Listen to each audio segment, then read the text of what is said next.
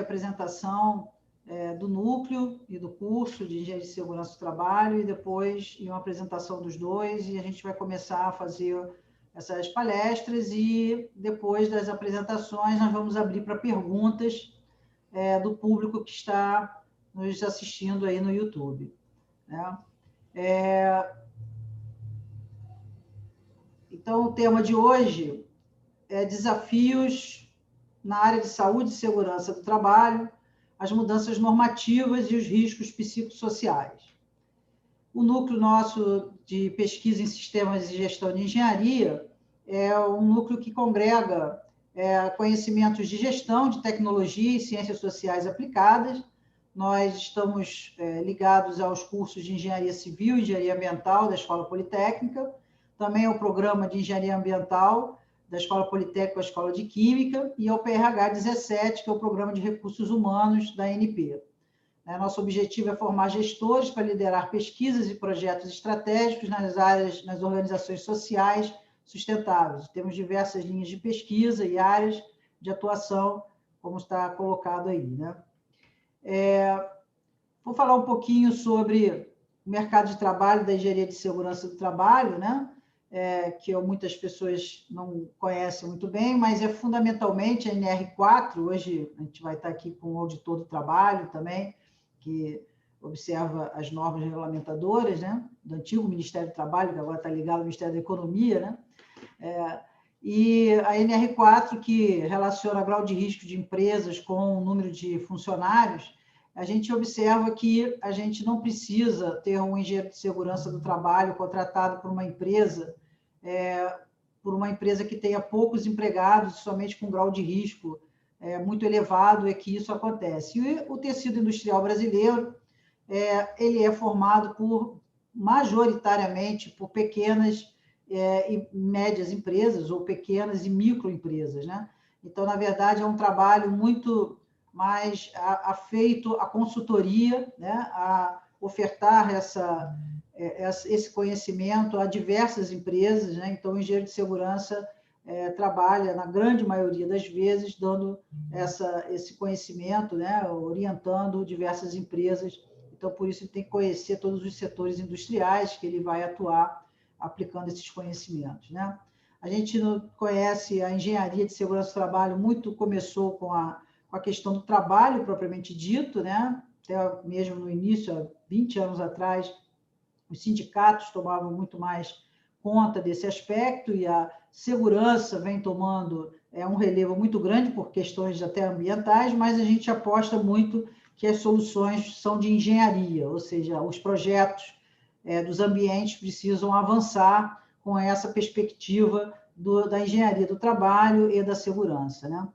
E a educação, né, seguindo aspectos de competência, onde não somente o conhecimento, uma questão disciplinar de conhecer, mas também desenvolver habilidades e atitudes, e é nesse sentido que a gente considera que as atribuições profissionais que a engenharia de segurança do trabalho oferece, que são mais 18 atribuições profissionais no CREA, todas as graduações de engenharia e de arquitetura são 18 atribuições. Ao se terminar essas graduações, a gente, ao fazer uma especialização de 600 horas, no mínimo, que é a da engenharia de segurança do trabalho, o aluno recebe mais 18 atribuições profissionais. É quase uma nova graduação, né, um novo campo de atuação que se soma ao campo de atuação que o graduado já possui, né?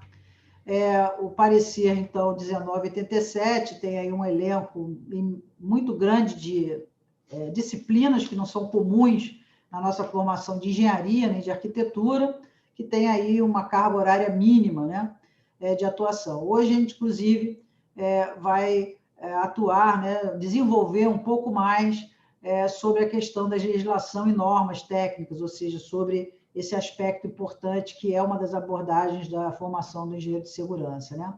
E a nossa pós-graduação, ela é uma pós-graduação já referendada aí pela sociedade brasileira. A engenharia de segurança identificada pelo PROMIN, pelo Programa de Mobilização da Indústria do Petróleo. Fomos selecionados entre 6 universidades como a principal programa de formação de engenheiros de segurança da Vale, e também pelo um programa de capacitação do IBP com a FINEP, onde formamos diversos engenheiros de segurança patrocinados por esse programa do IBP-FINEP. Ou seja, temos 20 anos de atuação na área, estamos para abrir a turma 40, e a gente tem um slogan que ninguém é bom por acidente, né? Então, a gente vem marcando, né, essa posição já há algum tempo, né? Então, quero apresentar, então, hoje aqui os nossos palestrantes.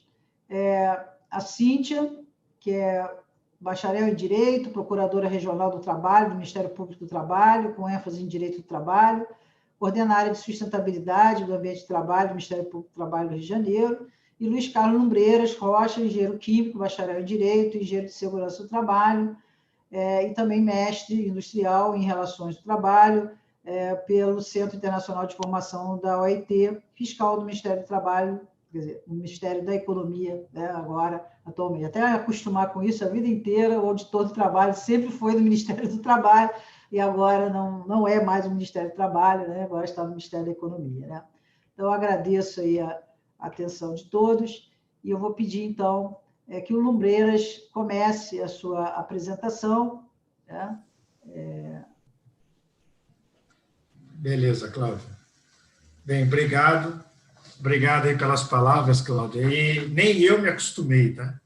Então, eu vou dizer para você, a minha fuga, eu sempre falo que eu sou da inspeção do trabalho, porque eu realmente não me acostumei ainda em falar que sou do Ministério da Economia, eu sempre pertenci ao Ministério do Trabalho. Então, basicamente, isso aí não é só um problema que você está enfrentando.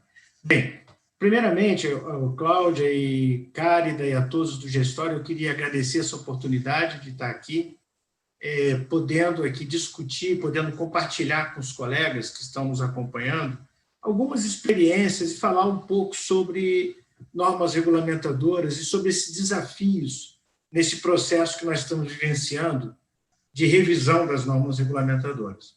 Então, eu vou fazer o compartilhamento da minha tela aqui e vou colocar uma apresentação sobre esse tema.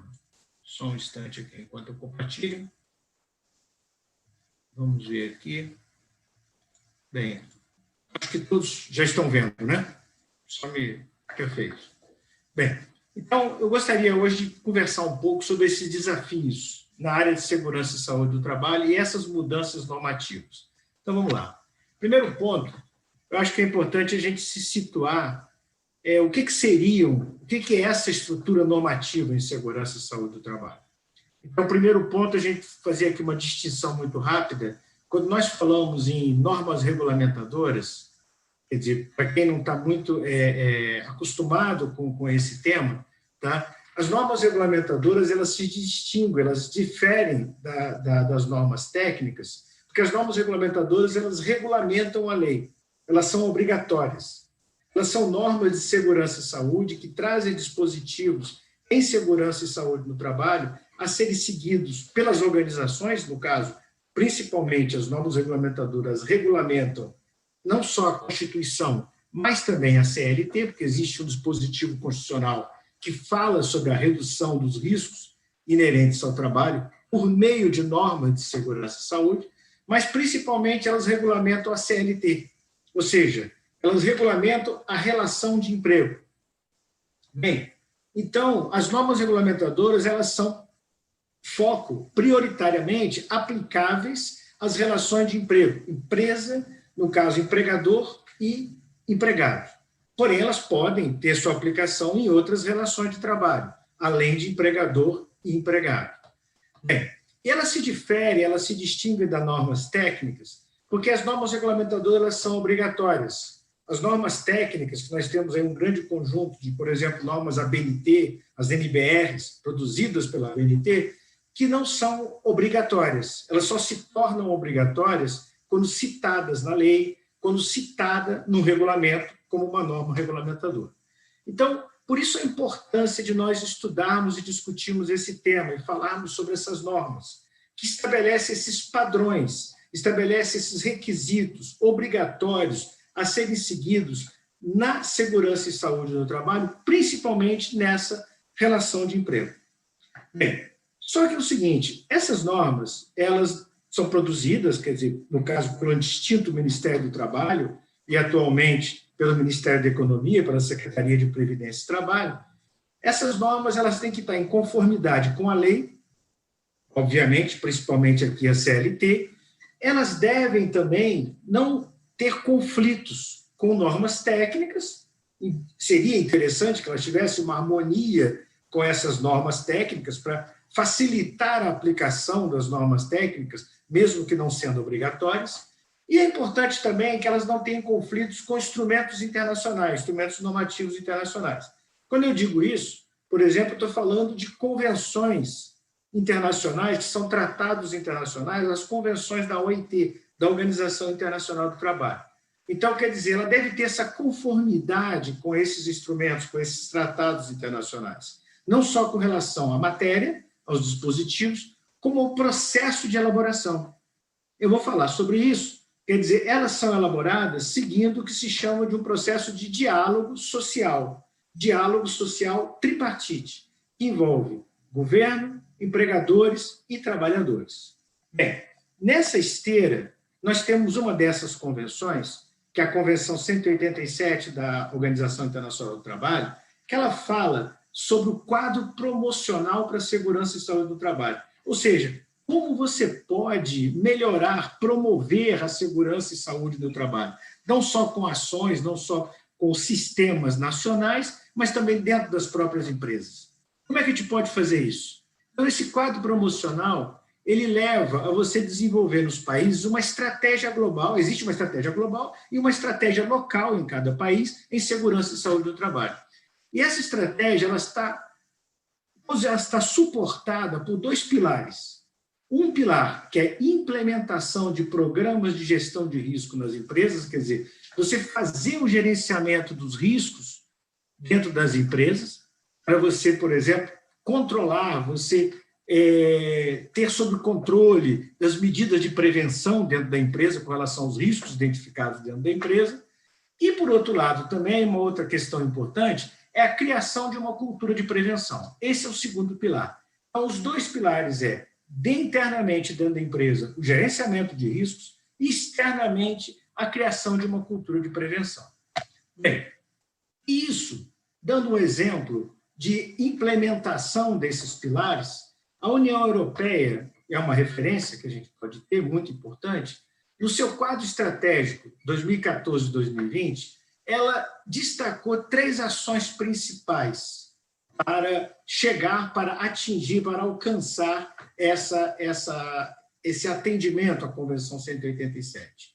Um deles, primeiro, é muito específico, que é a questão do câncer ocupacional, que seria você tratar, você, por exemplo, lidar, intensificar as ações contra o câncer ocupacional como um grande problema dentro da União Europeia, mas eu destacaria principalmente as outras 2 questões.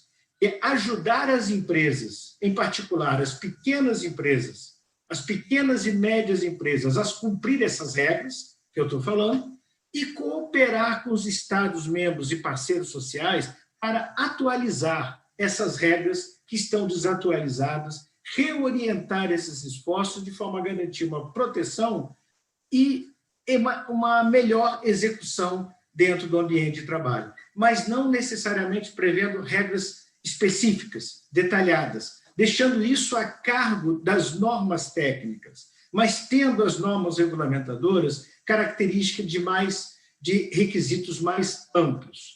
Ou seja, nessa linha é que eu quero hoje abordar a nossa discussão. Na linha de pegar, por exemplo, a importância, primeiro eu destaquei aqui a importância dessa estrutura normativa. Quer dizer, estrutura normativa como um referencial para você implementar, para você melhorar as condições de segurança e saúde dentro da empresa, visando atender um objetivo constitucional, que é a promoção da saúde e da segurança dentro do ambiente de trabalho. Então, esse é um ponto importante. Agora, essa estrutura normativa, para ela ser efetiva, primeiro ela tem que chegar às pequenas organizações. Ela tem que ter um tratamento diferente em relação a essas pequenas organizações e tem que chegar nesses locais. Tá? E o segundo ponto, ela tem que estar atualizada e tem que estar harmonizada. Bem, daí eu quero, então, contextualizar o nosso processo de elaboração de normas. A importância dessas normas seria essa, mas vamos, então, agora entender como é esse processo. Inicialmente, lá quando era o Ministério do Trabalho, em 78, foi publicado o primeiro conjunto normativo, o 28 Normas Regulamentadoras. Bem, e até 1994, quem publicava, quem editava essa norma e regulamenta a lei, como eu falei, a CLT, era a antiga Secretaria de Segurança e Saúde do Trabalho. Bem, o que aconteceu? Em 94, tendo por base a Convenção 144 da OIT, que prevê esse diálogo social tripartite, foi introduzido esse mecanismo, diálogo social tripartite, ou seja, as normas, elas teriam que passar por uma discussão, por uma consulta às esferas mais representativas de trabalhadores e de empregadores, antes delas serem publicadas por este órgão que tem a competência, que no caso era o Ministério do Trabalho. Não é que elas têm que ser aprovadas, não é isso, mas elas têm que ser submetidas à consulta, têm que ser ouvidas essas partes.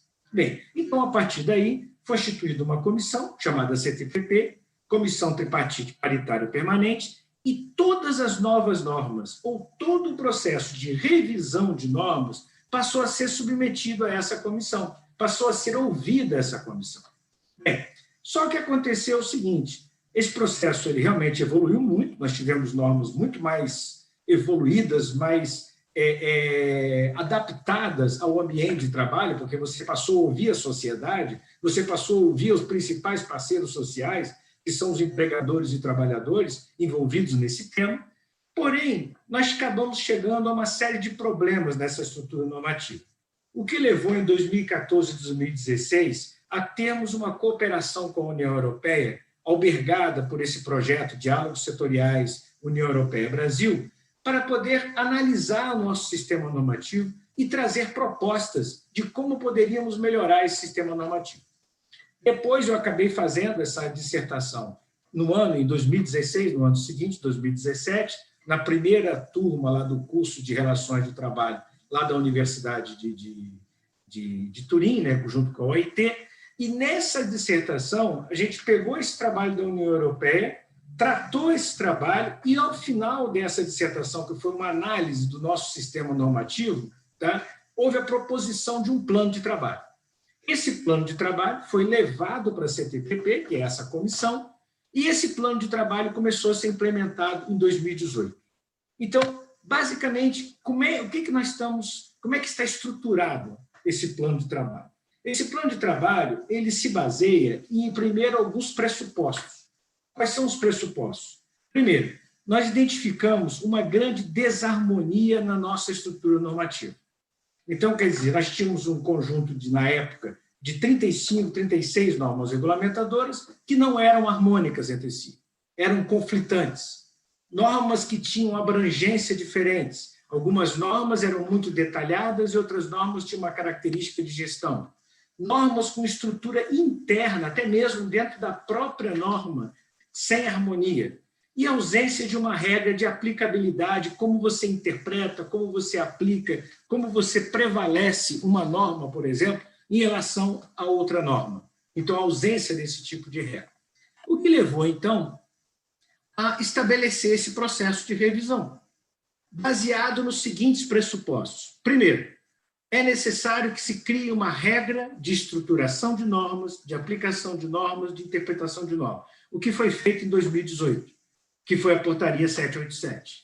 E, a partir daí, se iniciou todo um processo de longo prazo de revisão de todas as normas regulamentadoras, prevendo harmonizá-las internamente, na sua estrutura de NRs, externamente, em relação às normas técnicas, em relação às convenções da OIT, em relação às normas internacionais. Quando eu digo normas internacionais, não estou falando em normas estrangeiras, estou falando em normas ISO e EC, que são internacionais. Não é norma estrangeira, como norma americana, ou europeia, ou EN, ou coisa semelhante. Bem, simplificar essas normas em harmonia com aquelas diretrizes que eu citei aqui da União Europeia, ter uma estrutura mais simples, mais desburocratizada, principalmente em relação aos seus procedimentos, e, principalmente, prever um tratamento diferenciado para as menores organizações.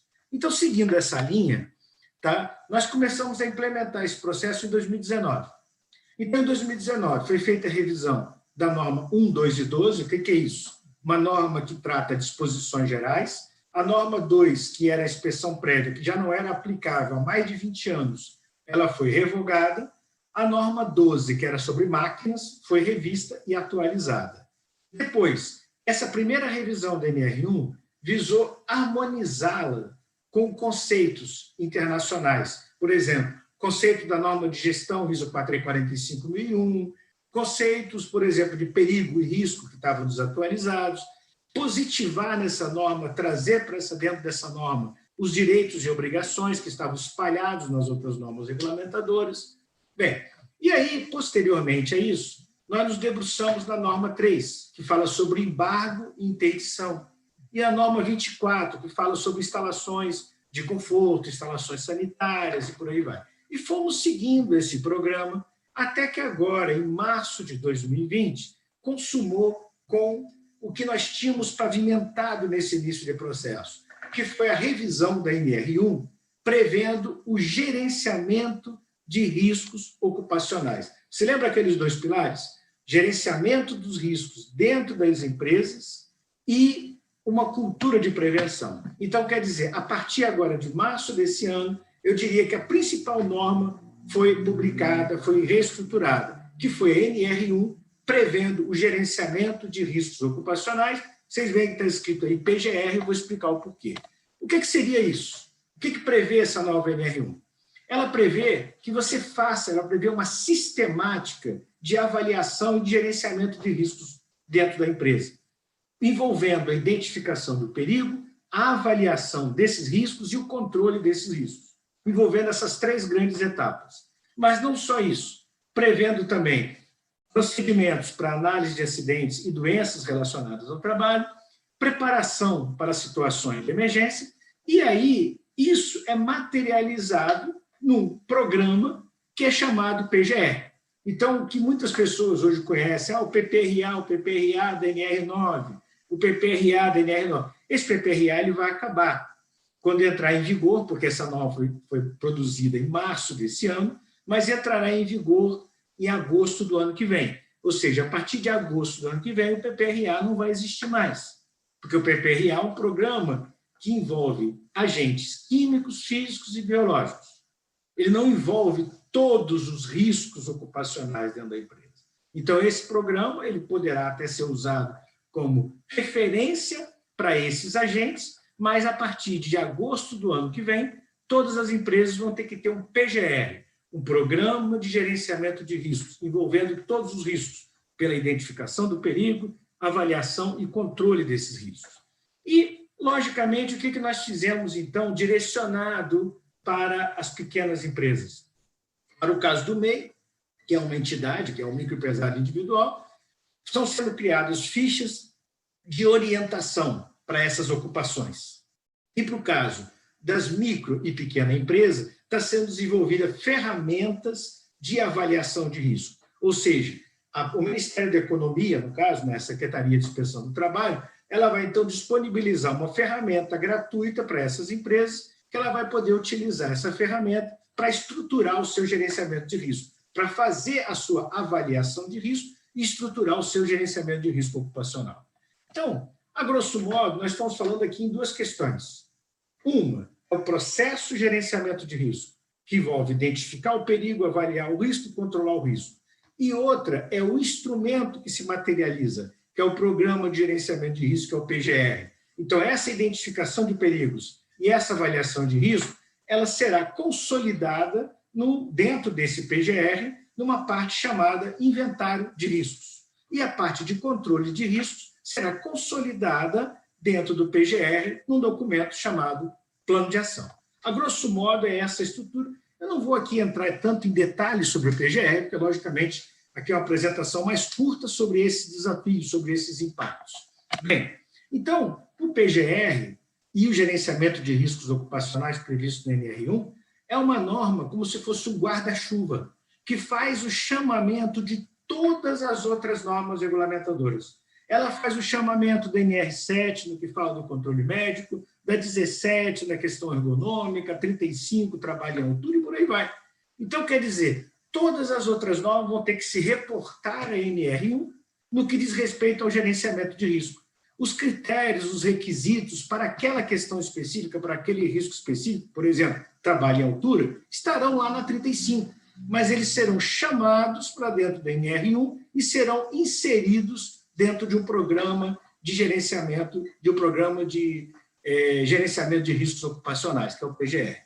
Bem, além disso, eu diria que essa foi a principal mudança, foi a maior mudança implementada, quer dizer, eu peguei o que foi feito até agora e agora vamos ver essa continuidade desse processo. Além disso, nós tivemos mais recentemente, nesse mês que passou, a publicação da nova NR31, que, na verdade, já existia essa norma, ela foi revista, adaptada à nova realidade do gerenciamento de risco, a nova NR1. Então, nós temos uma nova NR31 que trata das questões de gerenciamento de riscos em atividades rurais, pecuária, agricultura e por aí vai. Bem, agora, com essa grande alteração que está sendo feita com o PGR, é necessário que todas as outras normas sejam harmonizadas e sejam atualizadas. Aí a gente fala, o que é atualizar? Atualizar é atualizar conceitos. Harmonizar é harmonizar estruturas, harmonizar a identificação de risco, harmonizar avaliação, harmonizar medidas de controle em relação ao NR1. Então, nós vamos precisar fazer a atualização e harmonização de todas as outras normas em função dessa nova NR1. Então, veja que ainda tem um grande trabalho ainda pela frente. Tá? Algumas serão já publicadas esse ano, algumas atualizações até o final do ano, e teremos que fazer também, estamos já na fase final da revisão da NR17, ergonomia, a NR4, que fala sobre o SESMIT, a NR5 sobre a CIPA, a 10, a 13, a 29, a 30 e a 32, que já estão em processo em andamento, e, obviamente, todas as outras normas terão que ser ajustadas a essa nova sistemática do Programa de Gerenciamento de Risco. Bem, e seriam essas outras normas incluídas na agenda regulatória.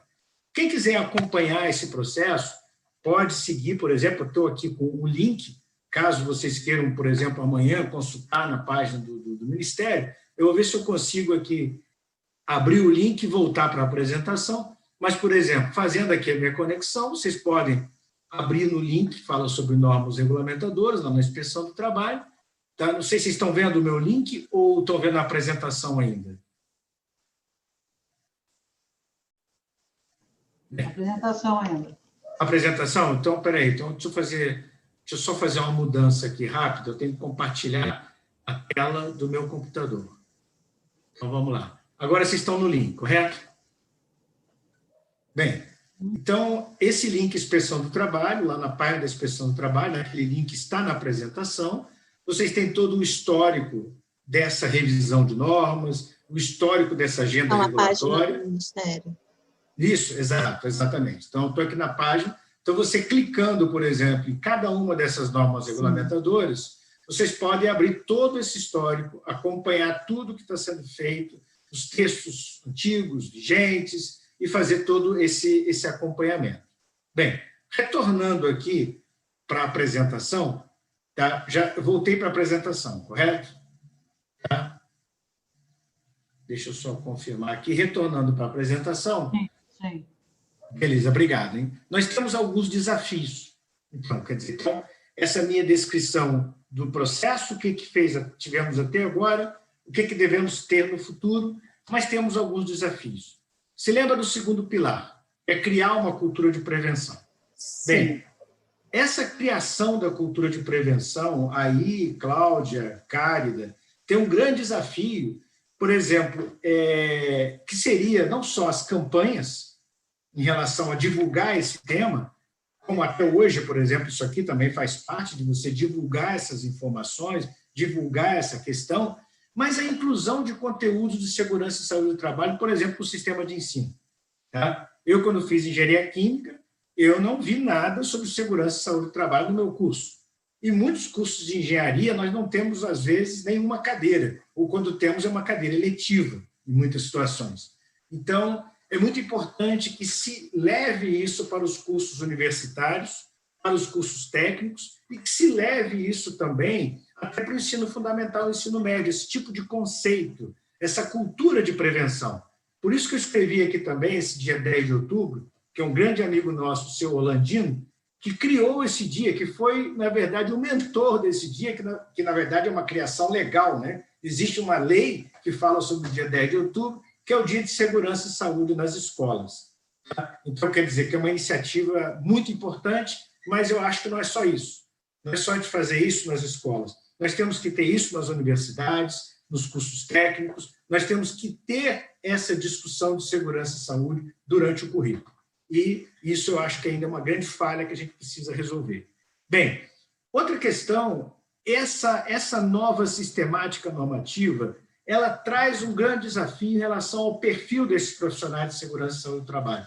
Foi muito interessante a sua fala, Cláudia, quando você falou que esses profissionais, em sua maior parte, eles fazem esse tipo de consultoria, esse tipo de trabalho, porque, na verdade, o número de empresas que hoje tem a necessidade, a exigência legal, vamos dizer assim, de ter um SESMIT, é um conjunto muito pequeno, são empresas muito grandes. Então, essa atuação desses profissionais, primeiro, ela vai ter que ser muito voltada para o gerenciamento de risco. Então, a necessidade de foco nos cursos de segurança e saúde no trabalho, com foco forte em gerenciamento, em avaliação de riscos, em sistema de gestão de riscos, porque isso é a nova realidade normativa que nós estamos começando daqui em diante. Tá? O SESMIT é possível, estamos discutindo a revisão do NR4, mas, quer dizer, não estou aqui defendendo terceirização, tá, gente? Mas existe uma lei de terceirização. Eu não tenho como ser contra a lei.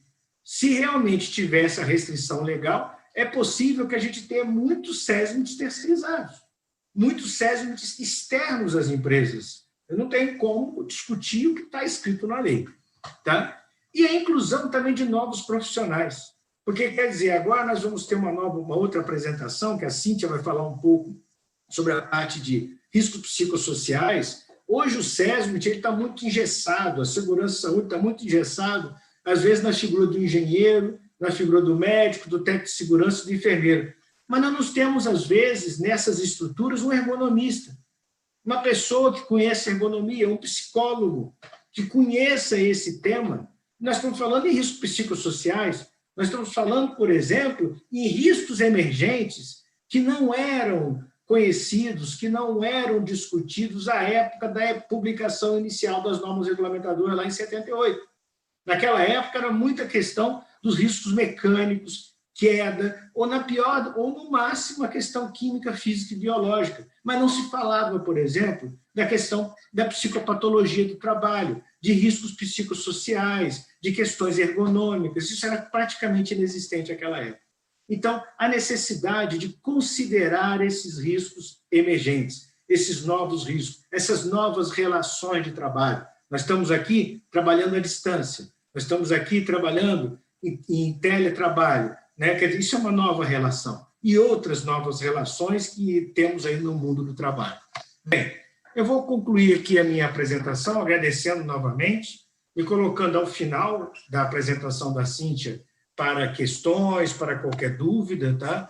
Qualquer questão que surja, e, novamente, agradecer o convite, Cálida, agradecer o convite, Cláudia, e agradecer a todos que estão nos acompanhando aqui nessa apresentação e que estão dando suporte para que a gente possa realizar essa apresentação. Muito obrigado. Obrigado, Lumbreiras. Muito boa essa apresentação. Agora agradeço também a Cíntia, que aceitou o nosso convite, que vai enriquecer aqui a nossa discussão. Por favor, Cíntia, peço que faça a sua apresentação. Ok.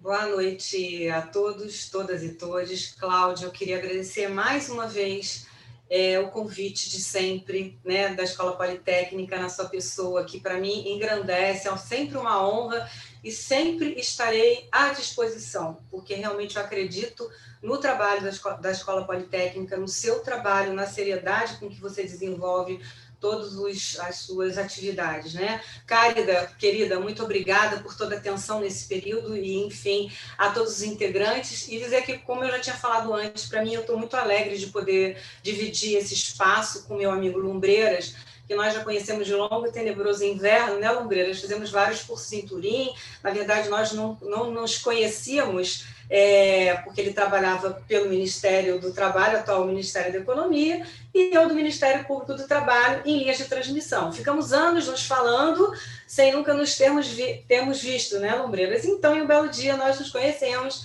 e nós descobrimos que temos muita coisa a fazermos, né, juntos, né? Então, eu queria agradecer e pedir para o Lumbreiras, gentilmente, que se colocou à disposição para fazer a minha apresentação.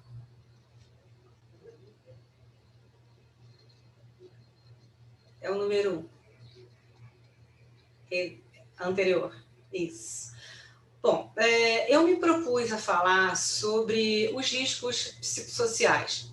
Como o Lumbreiras tinha acabado de falar, durante muito tempo, né, sempre se pensou nessa questão dos riscos físicos, químicos, biológicos. E apesar de tantos esforços, tantas técnicas, tantas normas relativamente a todos esses itens, acidentes do trabalho continuavam a acontecer, doenças eram desenvolvidas em decorrência das atividades prestadas e havia alguma coisa que não estava funcionando. Razão pela qual eu acho que esse tema ele é fundamental ontem, hoje e sempre. Lumbreiras, poderia passar? Enfim, os fundamentos, né, seriam a Convenção 155 da OIT, a 161, a Constituição da República, que ela traz inúmeros artigos que asseguram a questão da saúde e segurança no trabalho, e a própria Consolidação das Leis do Trabalho, que ela também traz um arcabouço, e o artigo 154 e seguintes, que dispõe também sobre todas essas questões relacionadas à saúde e segurança. Pode ir? Por favor.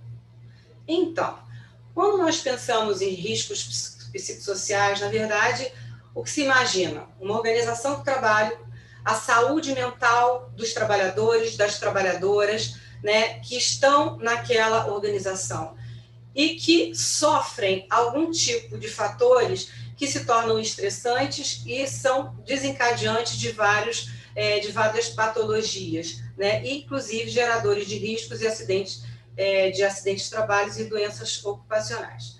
Um deles é o assédio moral, assédio sexual, a discriminação de gênero, raça, religião, orientação sexual, falta de acessibilidade plena, as metas abusivas impossíveis de serem atingidas, as jornadas exaustivas, um ambiente de trabalho sem que se observe as normas de saúde e segurança, os impactos tecnológicos que para algumas pessoas, uma grande maioria, é um grande desafio e um fator de estresse, precarização das relações de trabalho.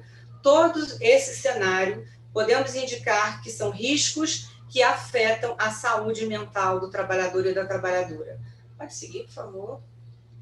Enfim, com a pandemia trouxe a questão da fragilidade de um sistema que já não estava funcionando e trouxe questões relativamente às quais necessita de uma atenção aprofundada, de um trabalho desenvolvido com carinho, desvelo. E o que ele trouxe? Primeiro, ele trouxe uma situação de insegurança, um outro risco que veio à tona, porque o excesso de informações, no mesmo tempo, nem sempre precisas, ora vinha um assunto, ora vinha outro, temos que fazer isso, aquilo, outro. O medo de contágio, o medo da morte, a insegurança quanto à preservação do posto de trabalho, o distanciamento social, o teletrabalho, a inadaptação.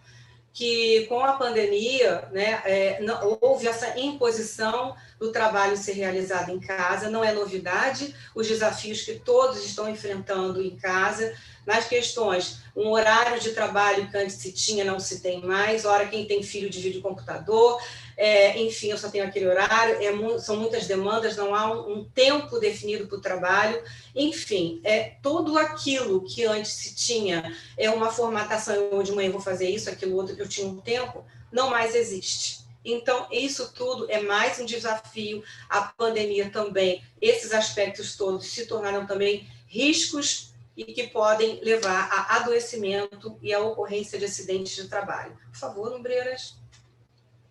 Enfim, os impactos negativos desses riscos no ambiente de trabalho. Adoecimento físico e mental, o empobrecimento de oportunidades, violências, transtornos mentais, aumento de acidentes do trabalho, como eu já falei anteriormente, aumento das doenças ocupacionais, alta rotatividade, aumento do absenteísmo. Né? Então, todos esses impactos que eu tracei aqui, na verdade, são os fatores negativos de todos esses riscos que, infelizmente, eles ainda não são tratados com a devida atenção. Podemos ir, por favor?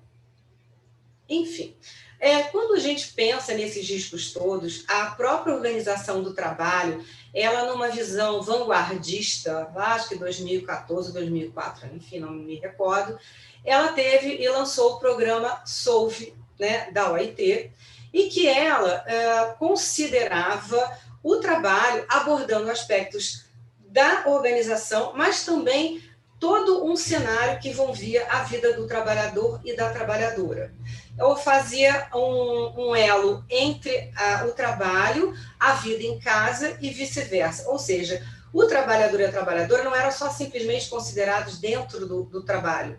Então, eram considerados e observados a questão do estresse econômico que nós temos hoje, o estresse como geral que nós temos hoje. Muitos, por questões de estresse, insegurança, fazem uso de álcool e drogas, a violência, HIV, né? O tabaco, o estresse de modo geral, a alimentação, atividades físicas e o sono saudável. Tudo isso é considerado. Porque a pessoa, por exemplo, como fala a doutora Maria Cristina Menezes, que é especialista em sono, médica do trabalho, a questão do sono, ela impacta, um sono saudável, ela impacta na realização de uma tarefa de forma adequada. Segundo a doutora Maria Cristina, eu não sou especialista em sono, nem sou médica, então eu aprendo com os profissionais de medicina, de trabalho, engenharia do trabalho, físicos, etc. Então, o que acontece? Uma determinada hora da manhã, por volta das 10 horas, não é adequado que um trabalhador ou uma trabalhadora operem máquinas, porque me parece, segundo ela, do que eu me recordo, neste momento haveria um aumento do hormônio de satisfação, o que causaria um relaxamento naquele que opera a máquina, ou seja, tira a atenção necessária para que não haja a ocorrência de acidentes. Então, isso é um aspecto. O estresse por si só também, ele também, como está aqui, ele é fator de violência e leva a vários problemas. Então, tudo isso aqui é uma política da Organização Internacional do Trabalho que ela aborda todas essas questões. Então, tem política para violência, política para HIV, política para álcool, sono saudável, alimentação saudável, estresse e etc. Vamos, Luiz, por gentileza. Enfim, quando se pensa nessa implementação desse programa da Organização Internacional do Trabalho, do SOLVE, ele, na verdade, é um programa que ele centra-se nas pessoas e nos processos. Ele é preventivo, porque toda questão que se refere ao meio ambiente de trabalho, que está inserido no meio ambiente geral, ele passa necessariamente pelo princípio da prevenção, pelo princípio da precaução. Se previne daquilo que você já conhece, dos riscos conhecidos, e a precaução é daquilo que eu não conheço.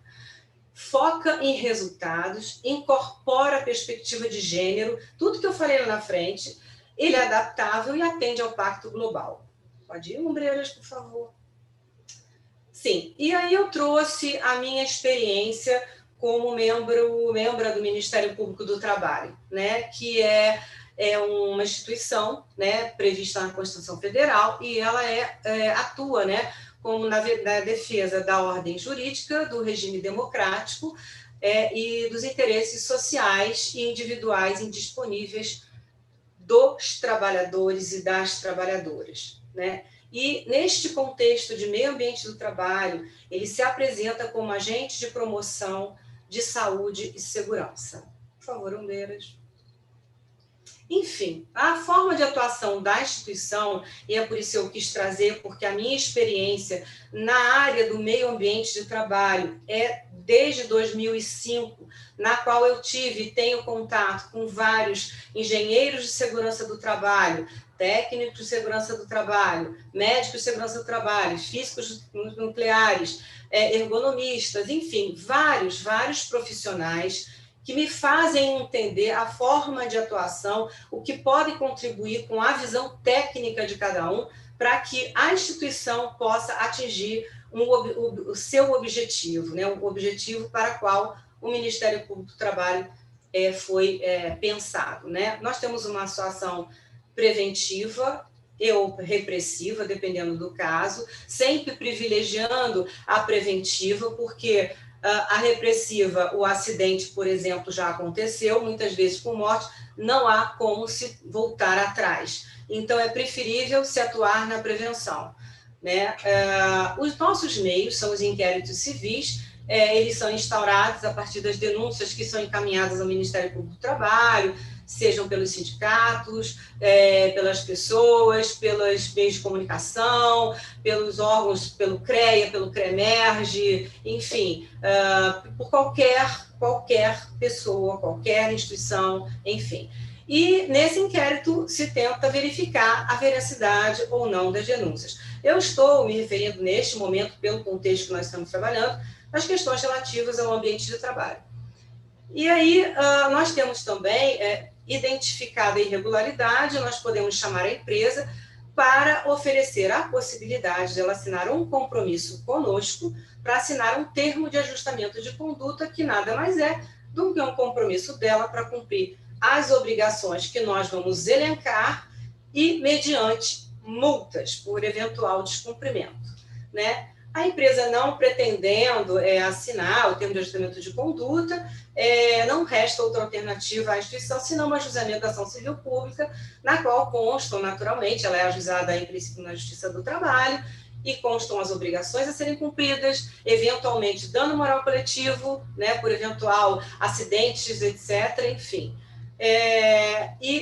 Normalmente, o valor da condenação é levado para o Fundo de Amparo ao Trabalhador, mas hoje nós desenvolvemos a possibilidade que o valor dessas condenações sejam revertidas a projetos, às instituições públicas que são cadastradas no site do Ministério Público do Trabalho, aqui no caso do Rio de Janeiro, na Procuradoria Regional da Primeira Região, nas quais são revertidos esses valores para desenvolvimento de projetos nesse sentido, né, ligados à saúde e segurança, no caso. Temos as nossas notificações recomendatórias, que foram expedidas inúmeras nesse contexto de pandemia, no Brasil inteiro, porque foi criado um grupo de trabalho para atender à demanda, dado o número absurdo de denúncias que chegaram com relação à Covid, né, por descumprimento, não observância das orientações das autoridades sanitárias competentes, das demissões em massa, enfim, uma série de coisas, né? E os procedimentos promocionais, né? Esses eu vou me deter um pouquinho mais na frente, porque é um processo de construção e que, em verdade, é quase uma política pública, né? Poderia passar Umbreiras, por gentileza?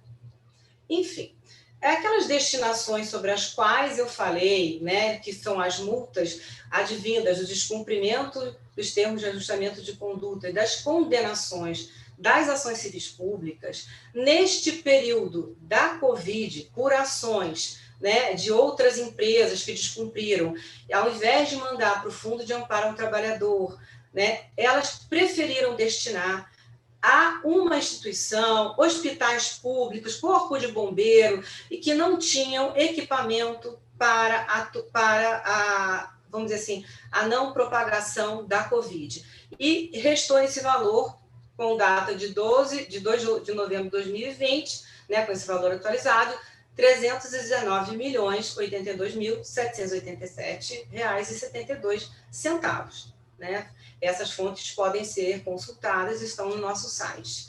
Pode passar, Umbreiras, por favor. Enfim, eu quis me deter um pouquinho mais sobre os procedimentos promocionais. Esses procedimentos, na verdade, eles não têm um cunho investigatório.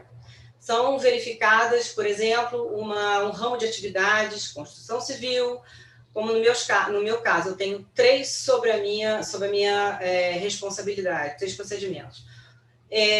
Neste caso, saúde mental e alguns relacionados à Covid. No meu caso, eu tenho os agentes de segurança pública. Por quê?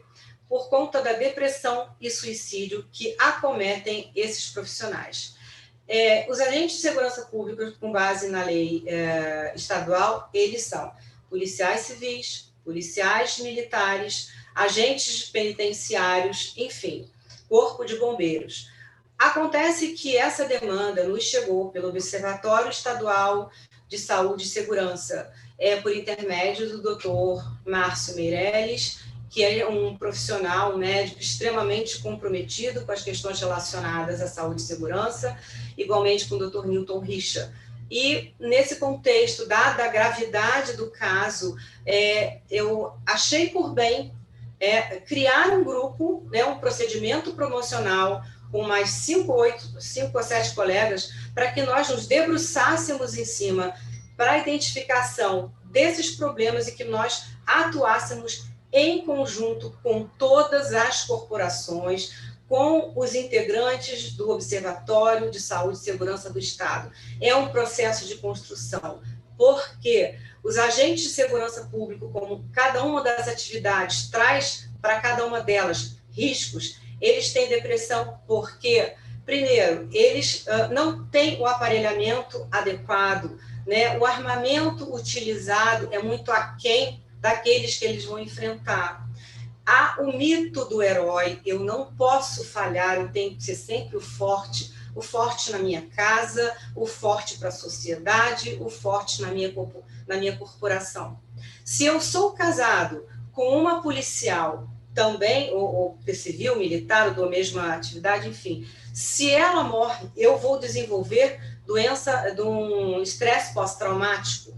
E, igualmente, como se trata isso? Foi o que a gente pensa, que nós imaginamos, todos que fazem parte desse procedimento, o que é que nós podemos construir para dar suporte para esses profissionais que, igualmente aos médicos, estão na linha de frente nesse contexto de Covid também. Existem 2 procedimentos relativamente a eles. Um, que é da saúde mental, e outro, que é com relação à Covid. Esse da saúde mental está sob a minha responsabilidade, com mais outros colegas, e o da Covid com a doutora Samira Chaat, que também eu faço parte junto com outros colegas.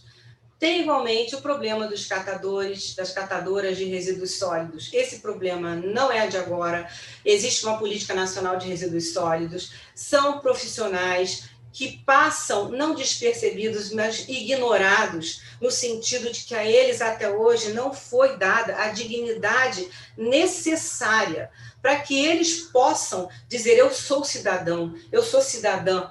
Eles ficam à mercê, dá a sensação de que parece que vivem de doações. Eles não merecem doações, eles merecem trabalho, eles merecem ser remunerados adequadamente, eles fazem parte de um sistema de ecologia, na qual nós precisamos deles também. Então, assim, é um olhar que é muito difícil, é um procedimento promocional que não é fácil. Trabalhamos com o Ministério Público Estadual, junto com a Defensoria Pública da União, cada um na sua área de competência, para fazer com que haja a inclusão social e que eles tenham meios de subsistência sem depender da doação alheia. Né? Não é isso que eles precisam. Né? E tem um procedimento que também corre sobre a minha responsabilidade, que é com relação aos jornalistas, cinegrafistas, cameramen, que foi oriundo daquele acidente que vitimou aquele cinegrafista da Rede Bandeirantes, que estava fazendo uma cobertura do evento ali na Cinelândia, o Santiago Ilídio, que morreu com um rojão na cabeça porque não havia capacete. O que acontece? O que tem verificado é que não há, né, na verdade, os equipamentos efetivamente adequados, faltam os coletes, né? Hoje podemos dizer que nós vivemos numa faixa de Gaza, né? Os procedimentos de segurança a esses profissionais foram dados por empresas israelenses, não menos do que isso, né? O Rio de Janeiro, infelizmente, vive uma situação, sem haver algum tempo, que coloca em risco qualquer um. As nossas inspeções, quando vamos, nós temos todo um protocolo para ser observado de segurança, não pode entrar naquele lugar, não pode entrar no outro, igualmente os auditores fiscais, não tem como todos, não podemos ir para risco. Há áreas de risco no Rio de Janeiro inteiro. Então, assim, para esses profissionais, existe hoje um olhar de um procedimento promocional que está sendo construído com a Associação Brasileira de Imprensa, né? E nós fizemos uma audiência pública, chamamos todas as empresas de comunicação. A verdade é a construção de um modelo de saúde e segurança para esses profissionais, que, inclusive, envolvam aqueles profissionais, vamos colocar numa linguagem popular, os avulsos, os blogueiros, porque eles não têm nada. O equipamento que eles têm é um ou outro que eles compram. Na verdade, eles precisam de uma atenção. Pode ir, Lumbreiras, por gentileza? Enfim, quando se fala também, é uma questão importante, nós pensarmos que quando se fala em meio ambiente do trabalho, hoje não se pode pensar numa organização empresarial, uma organização da empresa, sem que passe por esse tema socioambiental.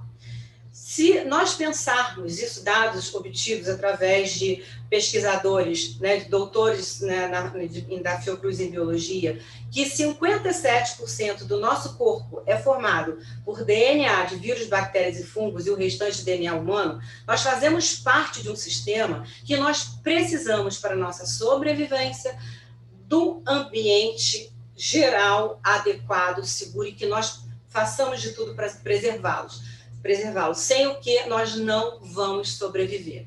Então, dentro desse sistema, dessa gestão socioambiental da empresa, dessa questão, desse gerenciamento maior de técnicas de engenharia, de olhares de medicina, né, há um olhar para a questão do profissional como o trabalho sendo o fator de realização do homem, da mulher, do trabalhador, da trabalhadora, fator de inclusão, fator de satisfação, de reconhecimento na sociedade.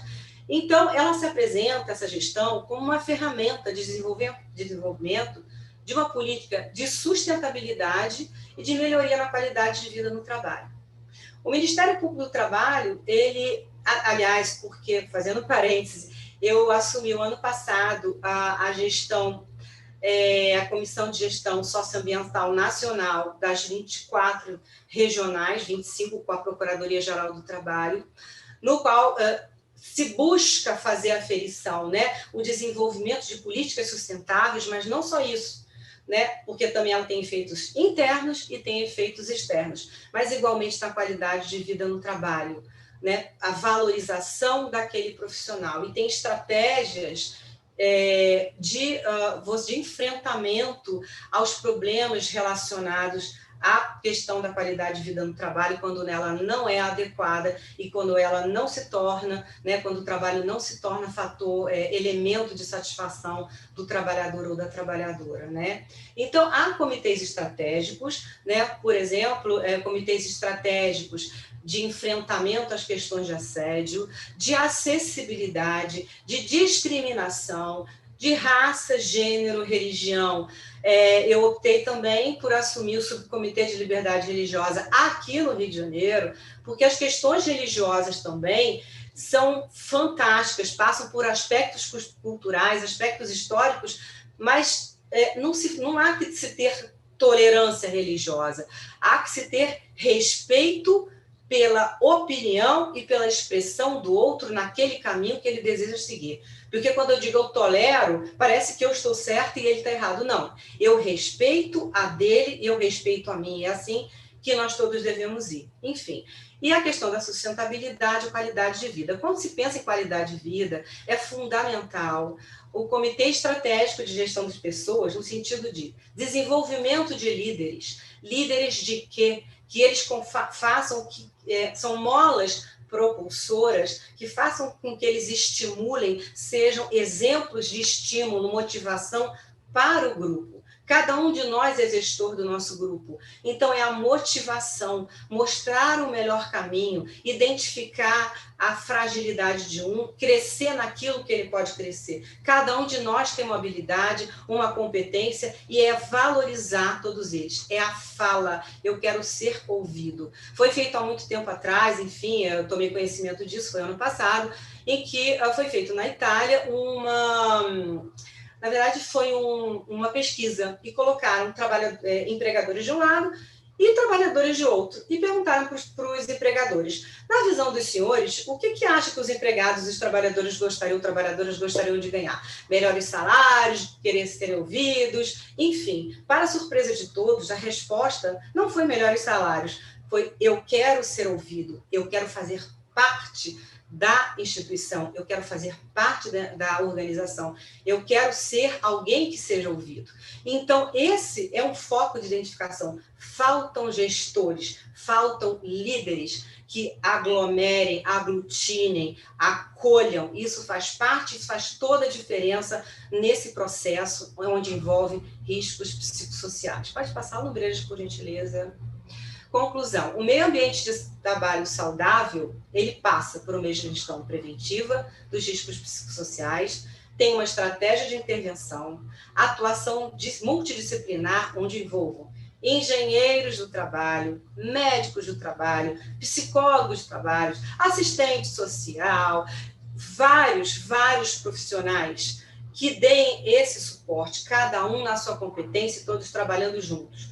Desenvolvimento de gestores, como eu falei anteriormente, uma política de saúde que envolva essa visão ampla do programa SOLVE da Organização Internacional do Trabalho e as políticas assertivas de recebimento e de aceitar, respeitar a diversidade. Né? Pode passar, Lumbrejas, por gentileza. E eu vou deixar aqui que nós temos, foi em 2014, se não me falha a memória, foi implementado o Observatório Digital de Saúde e Segurança no Trabalho, parceria do MPT com a OIT. Ele pode ser acessado pelo Google e ele traz em tempo real lugares, os riscos, as atividades onde ocorrem maiores riscos, se é no Pará, se é aqui, acolá, enfim, e o tempo e o gasto em tempo real com a Previdência Social e os afastamentos decorrentes das doenças e acidentes do trabalho. Né? Pode ir, Lumbrejas. Eu queria agradecer, nada de encerrar ou dizer que eu estou aqui para dizer uma verdade absoluta. Tudo que eu digo foi um processo de construção com vários profissionais. Lumbrejas foi um deles, meus colegas de trabalho, eu aprendo muito com outros profissionais de outras áreas. Enfim, eu acho que todo o nosso conhecimento e o que nós construímos nunca é sozinho. Né? Então, nós não somos sozinhos. Então, se aquela questão de gestão que eu tanto falei para as empresas, eu parto do pressuposto que serve para mim também. Muito obrigada, Cláudia, muito obrigada a todos pela oportunidade. Cíntia, muito obrigada. Agora vamos passar à fase de perguntas, nossos ouvintes aqui do YouTube, né? Vou começar com a pergunta da Judi Santana, Judi Santa, que é sobre a NR32 na área de saúde, como a empresa se resguarda caso um trabalhador já venha infectado com HIV e não informe a condição e maliciosamente alegue ter pego no hospital em serviço. Quem quer responder essa? O que acontece? Não, vamos lá. Você fazer testagem de HIV em admissão, isso não é permitido. E você fere aí um direito, até Cíntia depois pode aproveitar e complementar isso, até a própria intimidade da pessoa, né? E você fazer essa testagem, exceto se, por exemplo, o trabalho dela pudesse acabar transmitindo isso para outra pessoa, mas não é o caso. Ela pode acabar adquirindo isso do trabalho. Né? É diferente. São situações completamente diferentes. Tá? Então, o que acontece? eu realmente não vejo como você obrigar esse teste de HIV, tá? No ambiente de trabalho, prévio. A pessoa tem que ser realmente acompanhada, tem que fazer os exames e a empresa tem que adotar as medidas. Agora, é uma questão muito complicada de porque você obrigar a pessoa a fazer esse tipo de testagem, tá? É realmente um ponto extremamente complicado. Agora, se você, por exemplo, não tem como comprovar a adoção de medidas, não tem um protocolo, não tem um sistema de medidas de prevenção implementadas, de forma a evitar que ela adquira isso no ambiente de trabalho, realmente você vai ter que comprovar isso. Você vai ter que ter, nesse caso, vai ter uma inversão, que você vai dizer, olha só, eu adotei todas as medidas, todos os meios de prevenção, e, na verdade, eu tenho como comprovar que isso não foi adquirido aqui no ambiente de trabalho. Agora, eu pegar e simplesmente obrigar a pessoa ao iniciar a minha atividade, submeter a um teste de HIV, porque o HIV não é uma questão que, em tese, ocupacional. Tá? Se fosse uma questão só ocupacional, é diferente. Caso de desacusia, caso da perda auditiva, eu tenho um perfil próprio para perda auditiva, quando é ocupacional. Então, eu vou fazer uma avaliação e eu vou acompanhar aquele trabalhador. Agora, no caso do HIV, não. Então, eu não vejo como obrigar o trabalhador a fazer alguma testagem prévia antes de iniciar a sua vida laboral. Não sei se você quer complementar alguma coisa em relação a isso, Cíntia. Antes de passar para a Cíntia, eu quero fazer um adendo à pergunta, porque se eu entendi assim, vamos supor que um hospital que a pessoa vai trabalhar, porque aí eu acho que também tudo no trabalho tem a ver com a localização da atividade, né? Então, vamos supor que a pessoa vai trabalhar num setor do hospital que cuida de pessoas com HIV. Aí eu acho que tem aí um aspecto específico, né?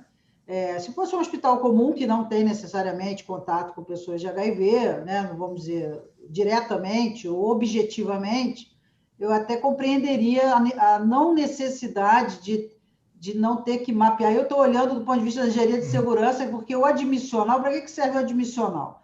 Ele serve para registrar uma condição de entrada que também defenda a instituição. Quer dizer, a empresa também não pode ser agora responsável por todo o passivo trabalhista que venha das empresas anteriores. Quer dizer, ela seja agora, senão ela vai assim, bem, então eu sou responsável, todas as empresas anteriores que o funcionário passou, que não observaram as questões de saúde e segurança, a última empresa será responsável por toda a não gerenciamento de riscos que existiu. Isso seria também um abuso, né, da questão da empresa. Né? Quer dizer, o admissional é para justamente distinguir, igual a questão do ouvido, da questão que tem a ver entre isso. Agora, concordo que se for enfermeira, o médico vai trabalhar no hospital, em qualquer coisa que não tenha...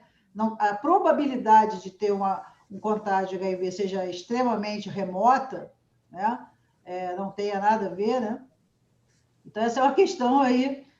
E isso aí também tem muito a ver hoje com o Covid-19, né? Porque como é que você vai saber como é que essa pessoa pegou isso no trabalho ou se pegou isso no seu comportamento do dia a dia, né? Na aglomeração, e aí o empregador será responsável como um acidente de trabalho? Essa é uma pergunta importante nos dias de hoje, porque o agente biológico Covid-19 não é um agente biológico em todos os casos, né? em todos os setores. Né? Então, somente será nos hospitais que estão cuidando de doentes com Covid-19 que o trabalhador será considerado acidente de trabalho? Nos outros casos, ele não será? Estou aqui trazendo um monte de complicação para vocês distinguirem em que caso que a legislação considera positivo ou não positivo. Né? A Cíntia, aqui no caso, está sempre lá nos tribunais, lá com o juiz do trabalho, né? Que, na verdade, cria uma jurisprudência, né? Naquilo que a legislação ainda não teve velocidade ainda, né? De legislar, né? o juiz e os promotores, os advogados, vão ficar discutindo lá a doutrina para tentar resolver os casos concretos, né? E aí vão criando um entendimento, nem que seja temporário, para poder resolver as questões concretas que vão surgindo, né? Então, os vácuos da legislação, né? Então, é a justiça viva ali, né, que ocorre. Então, Cíntia, vai dividindo em pedacinhos aí, o que você vai dizer sobre esses aspectos?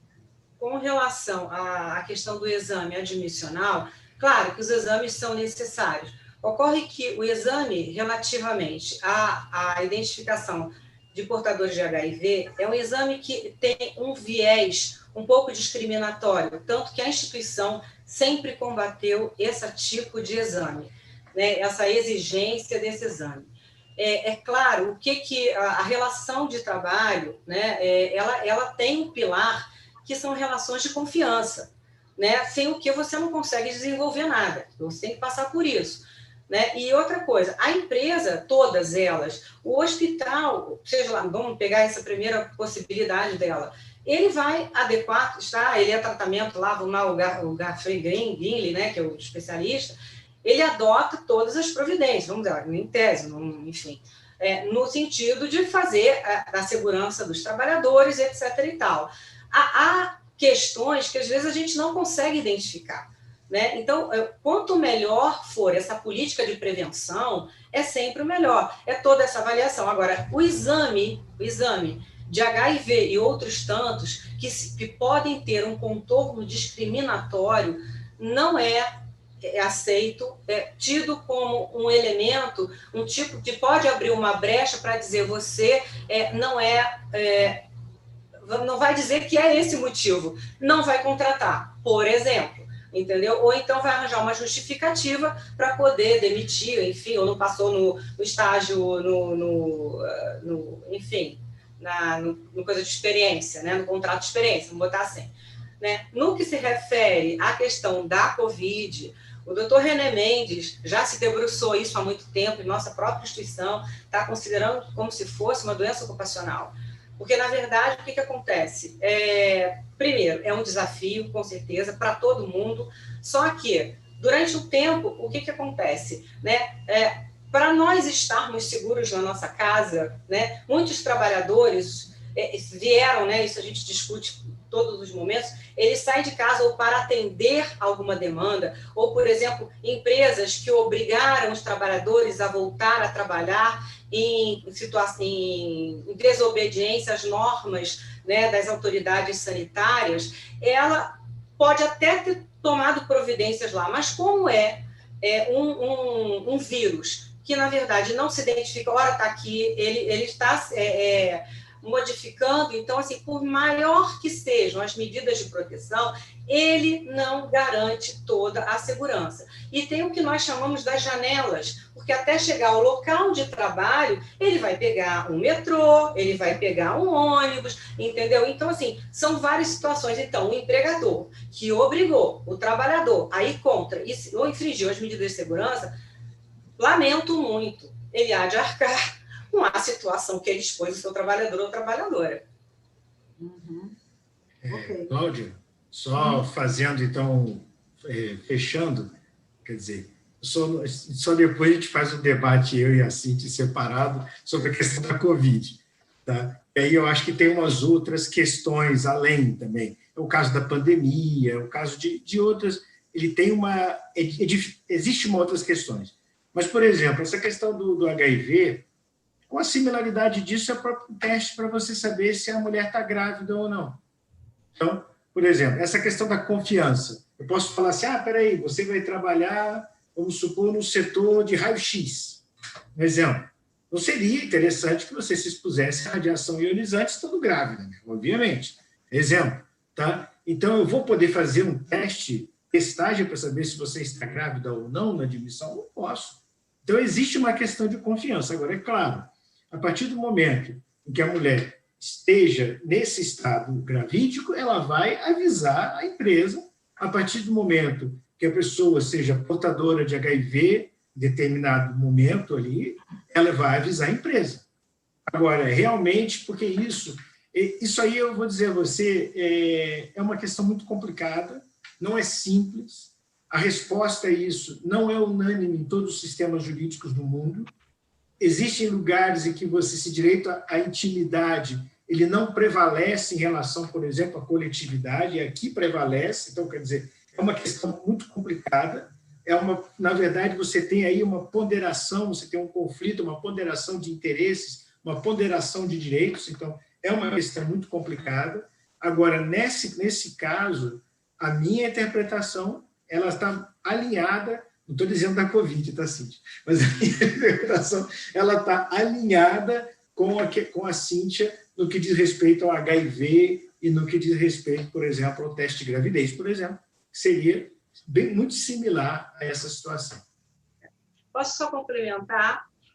Por exemplo, vou trazer só para lembrar, acho que o Lumbreiras trabalhou também no núcleo de trabalho portuário e aquaviário, né, Lumbreiras? Enfim, eu trabalhei 4 anos e meio, enfim. E eu lembro que uma das questões que surgiu foi com relação aos mergulhadores, por exemplo, que surgiu um tema de que muitos faziam uso de drogas, certo? E que as empresas, por uma questão de precaução, né, estavam exigindo exames anteriores, né, antes de haver o mergulho. Né? Isso, Lumbreiras, me corrija se eu estiver errada.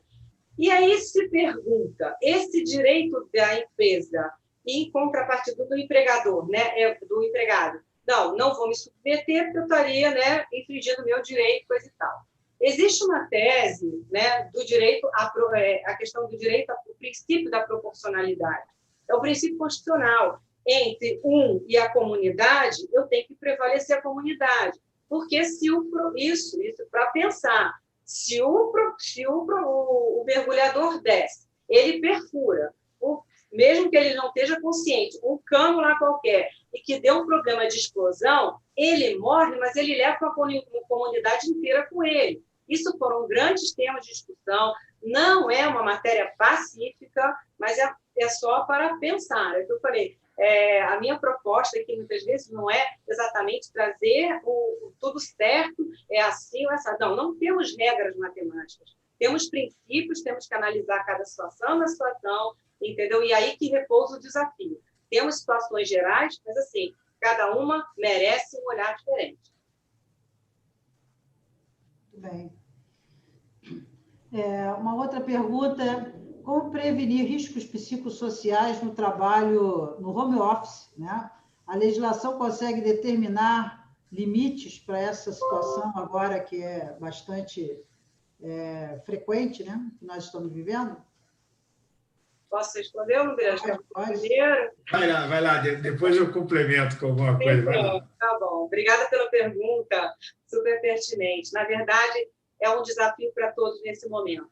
Né? Primeiro, como eu falei, essa questão do home office, teletrabalho, enfim, para alguns já estavam acostumados, a grande maioria não estava.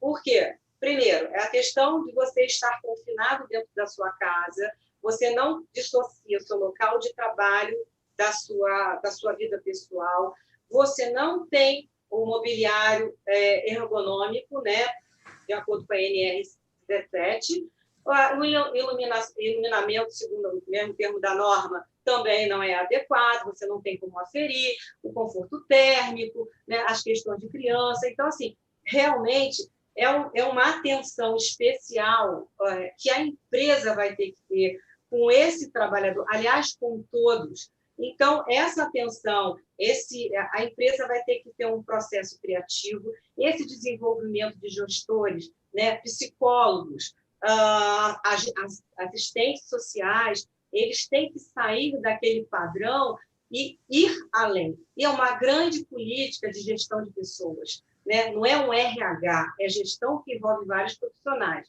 É difícil, não é fácil, mas é um desafio que é um caminho a ser seguido. Né? É o que eu poderia contribuir com a pergunta do que está assistindo. E eu agradeço a pergunta. Queria fazer uma complementação, então, Cíntia. O que acontece? Existem aí algumas nuances interessantes Porque quando vocês veem que o risco psicossocial ele tem uma relação muito grande com questões ergonômicas. Então, você tem aí às vezes, as questões ergonômicas, você não sabe onde acabam. Na verdade, eu diria que elas são um dos elementos dos riscos psicossociais. E até chamando a atenção, eu falo questões ergonômicas, porque falar risco ergonômico quer dizer ergonomia, estudo do trabalho, né? Então, ergonomia, a gente fala sobre não atendimento a princípios ergonômicos ou questões ergonômicas.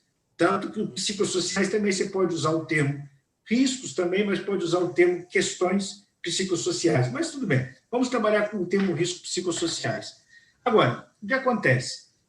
Muitas questões elas são tratadas pela ergonomia, muitas dessas questões. Então, eu diria que dá para a gente ter um tratamento, mas é um desafio, como tratar a ergonomia fora do ambiente de trabalho. Não é fácil. Não nego que hoje, por exemplo, em tese, a norma ela não faz nenhuma distinção disso, não existe distinção.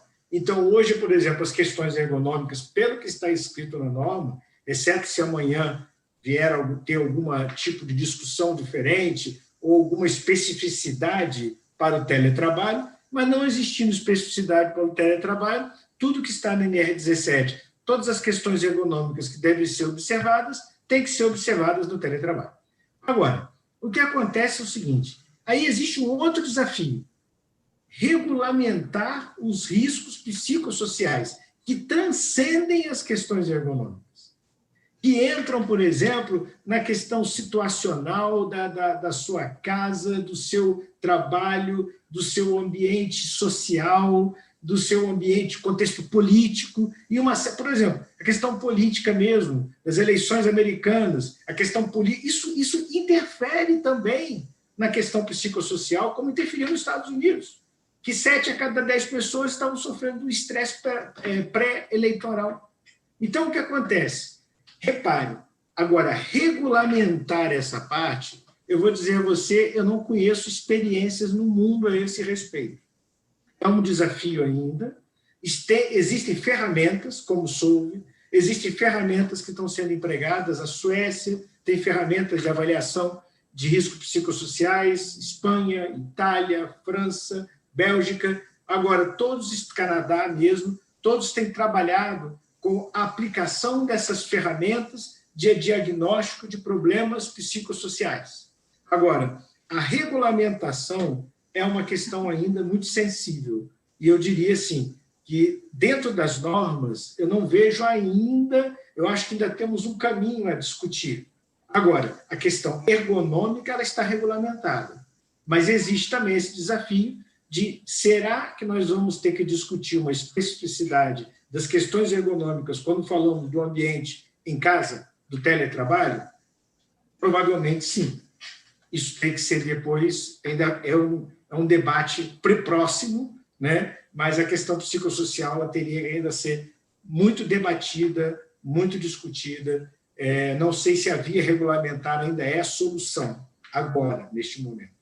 Posso complementar o amigo Lumbreiras, se a Cláudia me permite? Sim.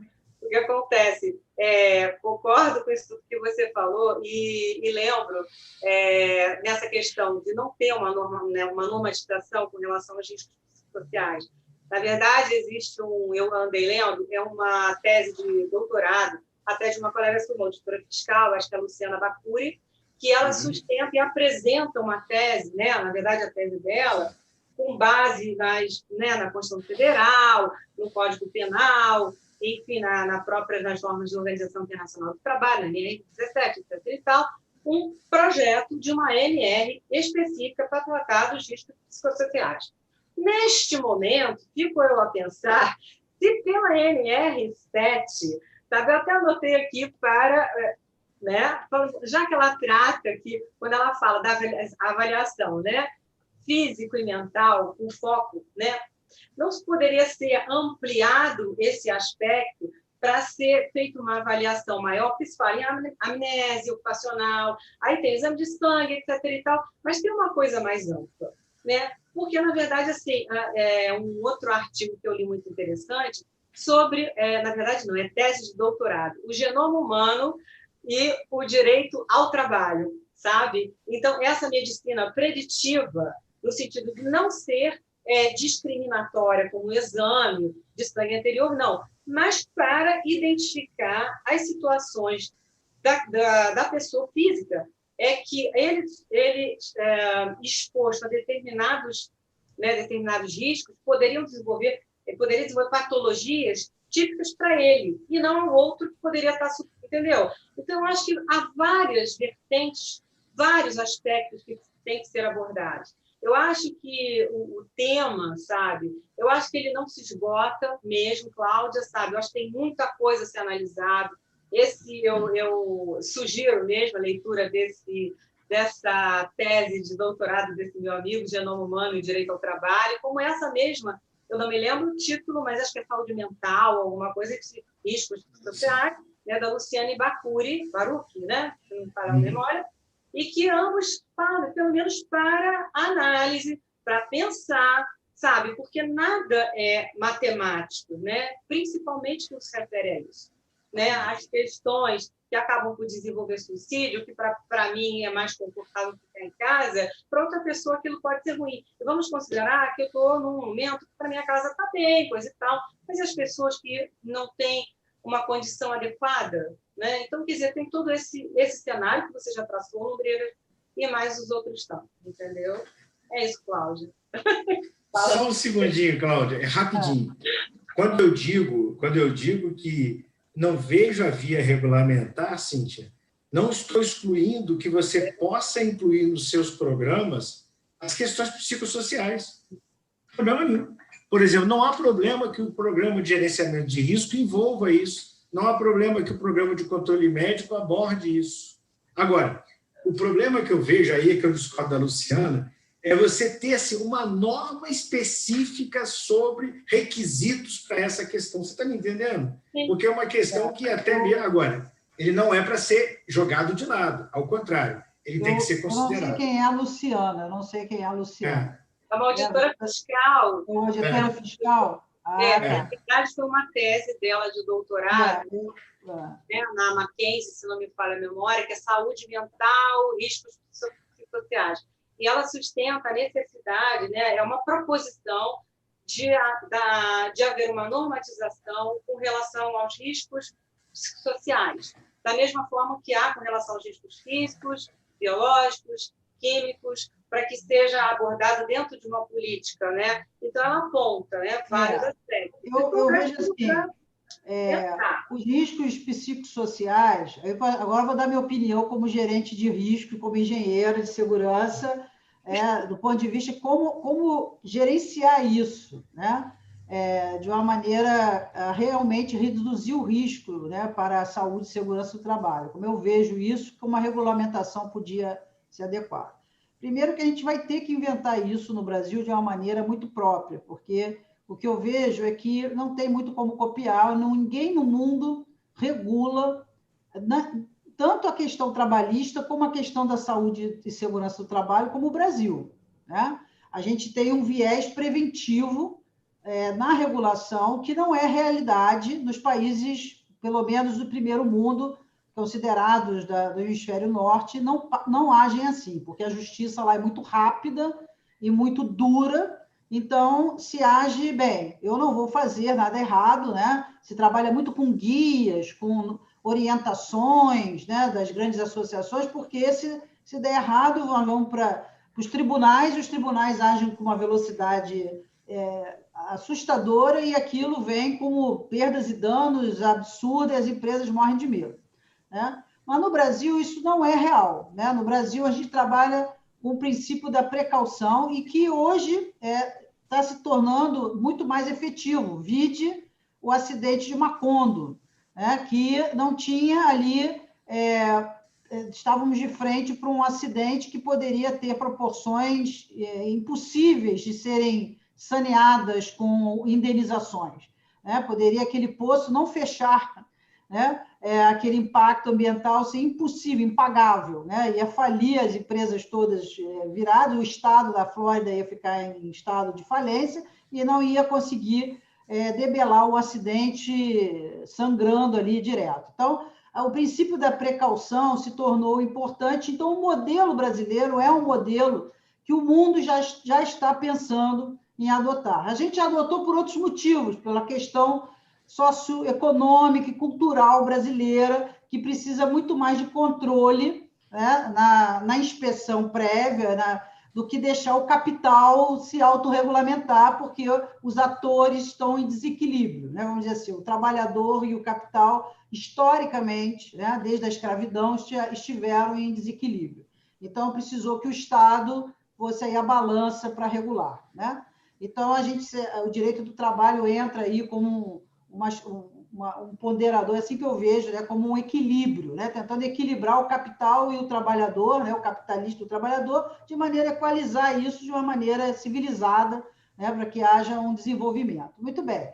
Acontece que eu hoje vejo, dentro do escopo das NRs, o risco psicossocial ele podia ser mais um agente, podia ser até um anexo da NR15, por exemplo, né? Ou da 17, se for considerar que é ergonômico, pegando a parte de risco cognitivo, aí é uma questão aí, vamos discutir se é lá ou se é cá, porque o pessoal da ergonomia gosta muito de também sobrepor o pessoal de higiene, né? Há uma disputa se iluminação é higiene ou se iluminação é ergonomia. Então, assim, isso é uma briga doutrinária, né, eterna, mas para mim é um agente, ou seja, é algo que acumulativamente, né, tanto o problema da iluminação deficitária, quanto os problemas psicossociais, os agentes, né, psicossociais maléficos vão se acumulando e adoecendo a pessoa, né? Então, aquilo precisa ser gerenciado. Então, isso, para mim, pode estar dentro do arcabouço regulatório como mais um incremento, né? Não precisa criar uma norma somente para isso, né? Porque eu acho que ela entra dentro do sistema do gerenciamento de risco. Agora, a questão do home office, eu aí já penso que tem tantas variantes, porque, veja bem, todas as NRs, elas estão sobre a gerência da empresa, num ambiente que a empresa controla as entradas, saídas, ambientes, materiais que são comprados. Quer dizer, tudo está sob o controle da empresa, ou seja, a árvore das causas, né, dos acidentes, está tudo sob o controle da empresa. O material quebrou, a empresa não soube especificar, comprou errado, não soube fazer manutenção. Quer dizer, você tem o mesmo causador, né? Quer dizer, a empresa com seus agentes, né, gerentes, funcionários, setores, ele é o responsável pela probabilidade de um acidente acontecer, certo? Então, ele domina todo esse ambiente. No caso do home office, ele não tem nenhum controle. Ou seja, ele pode até mandar para a casa do funcionário uma cadeira ergonômica, uma mesa adequada, um computador adequado, uma luminária adequada, e até mandar um servidor lá e tal, e o trabalhador botar aquilo tudo ao contrário. Como é que ele vai fazer essa inspeção se está tudo sendo bem usado? Entende? Quer dizer, ele está muito remoto, quer dizer, a empresa está completamente distante do que está acontecendo no ambiente de trabalho, no entorno do trabalhador. E em torno do trabalhador existem outros ambientes pessoais, né, interagindo com esse ambiente de trabalho, que aí entra questões, como a gente já conversou hoje aqui, que são do direito individual, como está lá na nota do Ministério Público do Trabalho, não pode exigir que a pessoa abra a câmera, porque ela tem uma intimidade, né, quando a gente está numa reunião, quando a gente está em aula. Ok, mas, poxa, como é que a gente vai saber se é fulano... Eu preciso falar com você, eu preciso... né, a gente às vezes tem uma reunião presencial, numa empresa não tinha que fazer uma reunião presencial e chamava a pessoa, então assim, eu vou ligar para a pessoa, olha, eu não vou fazer reunião não, estou mandando telefonema, eu não vou à reunião, né? Quer dizer, a gente não poderia fazer isso, né? Então assim, até que limite, né? Isso a gente estava até conversando com o procurador, que é uma discussão que a gente tem na universidade, numa prova, um professor poderia dar uma arguição? Pode, mas a câmera está fechada. Como é que eu sei se eu estou arguindo a pessoa correta? Quer dizer, numa prova eu não posso identificar a pessoa? Então, assim, tem que ter limite, né? Porque senão, e também direitos, ou seja, como é que é a luz dessa pessoa? Tem o lado trabalhista também, que eu acho, né? Quer dizer, a conta de luz da pessoa, as despesas que ela vai ter, né? Que não pode entrar como salário, porque se entrar como salário, ele vai ser tributado como imposto de renda. E aí você está diminuindo a capacidade monetária daquela família, né? Isso tem que entrar como subsídio, né, de despesas, que são despesas da empresa. Então, assim, o Cíntia e Lumbreiras, eu penso que, tipo a NR18, que é um tipo de gestão de produção completamente que destoa do fabril, né? Da fábrica tradicional, onde o ambiente da fábrica é conhecido, é regular, 8 horas por dia, né? Que todo o operário sabe onde está trabalhando e tal. A obra é assim, né? A obra um dia num território, né? Por isso a gente fez aquela NR18, que tem tudo de todas, tem a NR18 tem que cumprir a NR9, tem que cumprir a NR7, tem que cumprir tudo, né? A NR18 tem que cumprir tudo. Só que ela tem uma estrutura que é um foco no posicionamento do empreendimento, né? Eu penso que a gente tem que ter uma NR para o trabalho remoto, com foco, com essa característica muito particular, que é uma pessoa trabalhar em casa, entendeu? Porque quando a gente está falando das pessoas, assim, de um grau de instrução alto, né? Que ganham salários maiores e tal, ela vai saber negociar esse negócio, né? Ela vai ter formas de dizer, ou tem uma oferta de emprego, ela tem poder de negociação, de estar aqui ou estar ali, né? O valor do seu trabalho não é por horas, ou não é por controles de tarefa. Mas quando a gente começa a ter alguns tipos de atividade que as empresas vão preferir que vendas, né, algumas atividades, trabalhem em casa, usando os seus recursos remotamente, para não ter que pagar aluguel de salas de escritório, não pagarem luz, não pagar, entendeu? Reduzirem os seus custos empresariais e empurrarem isso para o trabalhador. E não vai ser parecido com telemarketing, né? Que é aquela coisa que, quando a gente foi ver, era um horror, né? O telemarketing se tornou um horror. Quando a gente foi conseguir regular alguma coisa, já tinha um monte de gente super doente, né? Com doenças mentais e físicas, né? Extremamente difíceis de recuperar. Então, eu acho que deveria ter um grupo de trabalho, tripartite, sim, para, pelo menos, fazer um estudo preliminar, né, do trabalho remoto, porque eu acho que isso não vai parar com a pandemia. As empresas descobriram que isso tem uma vantagem tremenda. Acho que as famílias até querem também, mas eu acho que alguns direitos públicos de saúde e segurança têm que ser preservados, e alguns direitos individuais também, em algumas classes de trabalhadores precisam ter suporte do Ministério Público para que não haja abuso, né? E que a gente possa realmente atuar preventivamente, entendeu? Então, essa é a minha visão, assim, com a experiência de indústrias variadas e tal, e com as NR, né? Bem, tem uma outra pergunta aqui, do Paulo Henrique Alves Rosa, sobre se o serviço público estatutário deve ser amparado com profissionais de saúde e segurança do trabalho. Qual a legislação que ampara esses trabalhadores no âmbito do trabalho? Então, fale, Deus, ou você quer conversar? Vai lá, Cíntia, vai lá, aproveita isso aí, vamos lá. Durante muito tempo, Paulo, sempre se entendeu que as normas de saúde, as normas regulamentadoras, vou botar assim, né, de saúde e segurança, advindas do antigo Ministério do Trabalho, elas eram aplicáveis tão somente aos empregados, né, com relação de emprego. Ocorre que, desde 2005 para cá, nós viemos recebendo, nós, do Ministério Público do Trabalho, falando pela minha experiência, né, e Lumbreiras sabe disso, nós recebemos inicialmente inúmeras denúncias relativamente aos hospitais públicos, quer municipais, quer estaduais, à época os municipais, federais, municipalizados, enfim.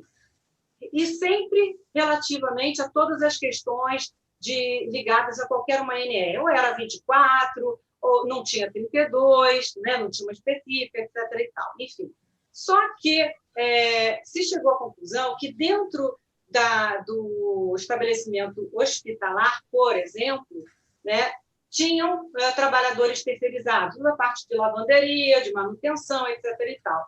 Então, não era justo, por um princípio de igualdade, especialmente no que se refere a questões de saúde e segurança, né, que naquele mesmo ambiente todo o arcabouço de saúde e segurança fosse aplicado ao seletista e não ao estatutário, porque ele simplesmente estava sendo regido por um outro regime. A Constituição ela fala em trabalhador, né? Esse é o maior tema. E outra, existe um princípio do trabalho sem adjetivos. Então, para a legislação do Estado de Segurança, não existe se eu sou estatutário, se ele é seletista, não.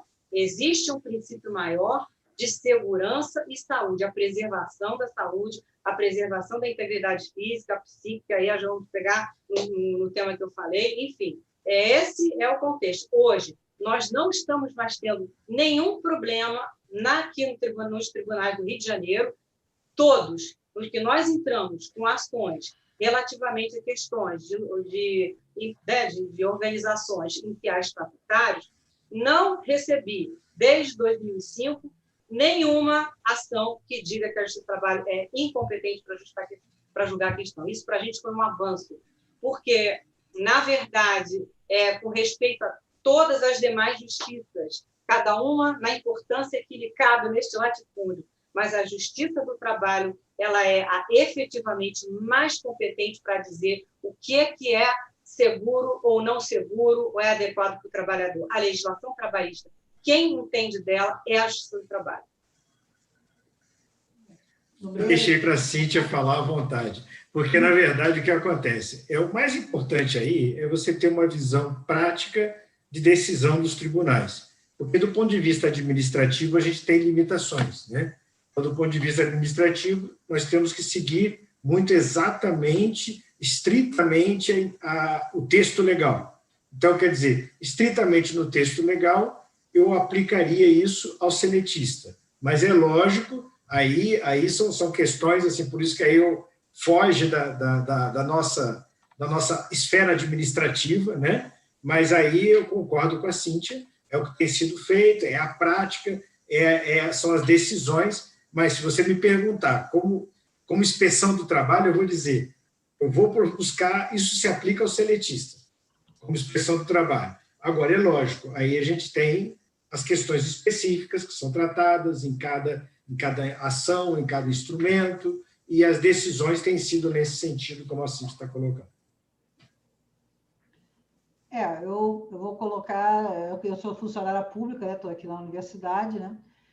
Antigamente não tinha uma instrução normativa que, pelo menos, conectasse com alguma coisa instrumental. Hoje, o orçamento de gestão federal, ele faz referência às normas regulamentadoras do Ministério do Trabalho, tanto é que a insalubridade, periculosidade dos servidores que trabalham em laboratórios ou atividades, né, ligadas a isso é atribuída através dessa legislação, né? Tem algumas alterações, até às vezes, que a gente discute, a atual instrução normativa, acho que tem umas coisas lá meio fora da regra, mas, de qualquer maneira, o que é difícil no serviço público, né, em alguns tipos de administração, é a questão do orçamento, né? O mesmo problema do problema privado é que não entende que investir em saúde e segurança é investir em qualidade do trabalho e produtividade, né? Que isso pode reduzir o custo, inclusive o custo público, né? Então, e é também estranho que você tenha, no mesmo ambiente de trabalho de uma instituição pública, funcionários, estatutários e seletistas no mesmo ambiente, e obrigatoriamente você teria que adaptar o ambiente, né, obrigatoriamente para os servidores seletistas e como que os estatutários não iriam usufruir desse benefício, né? Então, são questões que na administração pública aí vai entrar os procuradores da AGU aí que defendem as instituições públicas lá contra, né, na justiça para discutir essas questões. Mas isso deveria ser um valor, né? A área de saúde e segurança do trabalho, nós estamos falando de saúde pública, em última instância, que devia ser um valor social de grande importância, um grande ativo social, né? Devia ser dado na escola, né? Isso devia ser, desde do primário, isso devia ser ensinado como um valor social, né? Muito importante, né? Tem mais uma pergunta aqui. Se você me permite, Cláudia. Sim, claro, claro. Uma adenda a tudo isso que você falou, é exatamente isso. O meio ambiente de trabalho, ele não é cindível, né? Por exemplo, está no hospital, tem vaso de pressão. Se aquilo explode, ele não vai escolher só um ou outro, ele vai matar todo mundo. Então, ou seja, é um cenário que você tem. A questão da escola, esses valores, aí eu também vou pegar a fala do Lumbreiras, né, lá no final, quando ele fala da questão da educação, que é fundamental mesmo, e aí eu reforço tudo isso desse projeto, Cipa nas Escolas, né, que ele foi pensado pelo senhor Orlandino Santos, do qual eu e o Lumbreiras o apoiamos, né? Então, ele se desdobra, hoje ele está pensando no Dia de Saúde e Segurança, já levando a plano internacional, e pelo esforço dele nesse sentido, em levar esse conhecimento para todos os jovens das escolas públicas, porque eles serão os futuros trabalhadores, né? Então, é crescer com essa ideia de prevenção, então eles têm noção dessa coisa da CIP, quer dizer, um trabalho brilhante que ele tem feito, né? E que tem se estendido para outras regiões. Meus colegas de trabalho de outras regiões já o conhecem, né? Então, assim, começou daqui, ele era de Xerém, conseguiu o dia, né? Instituição do Dia Municipal de Saúde e Segurança em Caxias, é isso, Lumbreiras, se não me falha a memória, e dali foi. Então, esse papel é fundamental, né? Porque se você não começa da base, você lá na frente fica tudo meio sem valor, sem estar arraigado, entendeu? Você tem que crescer com essa ideia. Eu acho que falta muito. Temos coisas fantásticas, sabe? Projetos maravilhosos, né? Projetos disso, mas aquilo outro, enfim. Mas eu acho que essa coisa da escola passa e é necessária. Então, eu acho que esse exemplo dele para a gente tem sido muito importante, né, Lumbreiras? Sem dúvida, sem dúvida. Obrigada, Cláudia. Com certeza. Tem uma pergunta aqui que é bastante também específica para você, Cíntia, mas acho que todos nós podemos também, né, acho que é a última pergunta. Quais seriam as perspectivas de melhoras para a situação dos catadores de resíduos? São pessoas em situações muitas vezes vulneráveis e em situações, né, invisíveis, né, que são até invisíveis para a sociedade, né? Então, quais são as perspectivas que você vê de melhoria, né, para essas pessoas na sociedade? O que acontece? Primeiro, eles, na verdade, eu não os chamaria de invisíveis. Eles talvez não queiram, assim, nós sabemos da existência, nós verificamos que eles existem, nós precisamos deles. Existe essa lei, né, da Política Nacional de Resíduos Sólidos, que ela chama a responsabilidade dos municípios no sentido de implementar e dar força para a criação das cooperativas, né, e dar todos a capacitação, depois elas seguem. O problema é que, especificamente no município do Rio de Janeiro, pelo tudo que nós temos visto, pouco se tem se interessado com a história dos catadores. Em algum momento, sim, em algum momento, não. A perspectiva de melhora é sempre a união de instituições que estejam preocupadas com eles, né? Por exemplo, esse projeto mesmo, na verdade, tem um Ministério Público Estadual, que tem pessoas muito envolvidas com isso, com a questão da logística reversa, né? Tem a questão do Dr. Cláudio Santos, que é o defensor público, está em Volta Redonda, mas está trabalhando conosco aqui, e teve ganhos. Por exemplo, tudo passos de tartaruga, mas, por exemplo, na questão dos grandes eventos do Rio de Janeiro, já foram emitidas notificações recomendatórias para que eles participassem da coleta coletiva, né? Hoje, infelizmente, não vai haver nada de grandes eventos diante desse quadro de pandemia, mas, assim, reuniões estão sendo feitas, por exemplo, lá no estado do Paraná, é uma outra realidade, já conseguiram muito mais coisas do que o Rio de Janeiro. Vai muito do comprometimento do município com relação a eles, né? Então, assim, temos uma Conlub aqui, alguns são vinculados à Conlub, outros são avulsos. Então, assim, é uma classe que merece, precisa ser olhada, precisa. Os direitos básicos, né? Alimentação adequada, estudo, né? Alimentação, enfim, tudo. Não tem nada, não tem uma habitação, não tem, né? Vive um dia após o outro. Se nós lermos aquele livro, Quarto de Despejo, o Diário de uma Catadora, de Maria Carolina de Jesus, é aquela realidade, entendeu? Então, assim, ela relata cada dia. Então, se nós lermos, tem um capítulo que ela fala: hoje eu acordei cansada, tenho 2 filhos para criar, eu não consigo andar, eu estou com fome, mas eu preciso levantar. Isso ela era de São Paulo, onde hoje é o Tietê, lá perto do Tietê, e no momento ela fala: a fome é amarela, porque ela começa a perder a noção de tudo. Então, os relatos são esses. Então, em cima disso, ela meio que virou, esses livros foram publicados, a filha dela publicou um outro também. Então, a realidade deles é essa. A perspectiva é os municípios serem, na verdade, comprometidos com essa política, né? E, assim, as instituições que podem dar apoio a eles junto a isso tudo e cobrando das prefeituras. E também olhando as cooperativas, porque, assim, na verdade, eles também não têm muitas, às vezes, conhecimento de como mexe na máquina, mexe aquilo tudo. Então, dá esse suporte técnico também, entendeu? É um grande desafio, é uma das classes mais desafiadoras para que se atinja esse ideal de saúde e segurança que tanta gente se propõe e que o texto constitucional fala. É a única forma de dignificação desses trabalhadores e trabalhadoras. É o que eu responderia, realmente, assim, é o que eu tenho vivido. Muito bem. Gente, vamos terminando, então. Eu vou pedir, então, para o Lumbreiras dar um recado final aqui hoje dessa live, depois a Cíntia, para a gente encerrar aqui hoje. O tempo passou, mas foi bom, a gente passou uns bons minutos aqui, discutimos muitos assuntos, definimos até políticas públicas aqui hoje, propomos até políticas públicas aqui hoje, né? Um monte de gente assistiu e vai assistir ainda depois gravado lá no canal do YouTube da Escola Politécnica. Então, Lumbreiras. Bem, vocês viram aí que na nossa discussão, quer dizer, ali no final da minha apresentação, eu coloquei alguns desafios, mas vocês viram que aquilo ali foi a ponta do iceberg, né? Vocês viram quantos desafios nós aqui discutimos e foram abrindo outros. O teletrabalho, que a gente acabou discutindo, é um desafio menor do que o psicossociais, é maior ainda, são desafios maiores e outras questões que vão ampliando. Então, quer dizer, na verdade, nós estamos entrando aí num novo mundo, tá? E essa pandemia simplesmente só fez acelerar isso, né?